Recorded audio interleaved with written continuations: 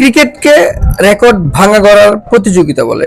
ক্রিকেটাররা বিভিন্ন রেকর্ড গড়েন এবং সেই রেকর্ড ভাঙার জন্য অন্যান্যরা মরিয়া হয়ে থাকেন। এমন অনেক রেকর্ড আমরা দেখেছি, এমন অনেক রেকর্ড ভেঙেছেন। তবে এবারকার বিশ্বকাপে, নবম টি-20 বিশ্বকাপে এক অবিশ্বাস্য রেকর্ড গড়লেন নিউজিল্যান্ডের পেসার লকি ফার্গাসন।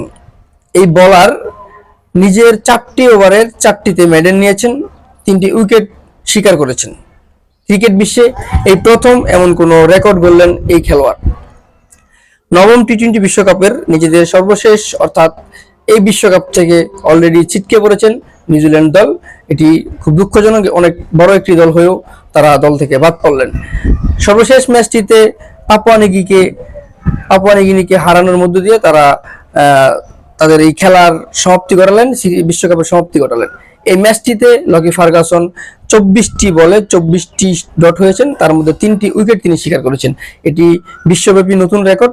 এই রেকর্ড কবে নাগাদ অন্যরা ভাঙবেন, যেহেতু রেকর্ড ভাঙা করার প্রতিযোগিতা চলে, আমরা আশাবাদী এমন একটি রেকর্ড হয়তোবা কোনো এক জাদুঘরি বলার আবার কখনো ভাঙবেন। তবে এখন পর্যন্ত এটি সর্বশেষ এবং বিশ্ব রেকর্ড।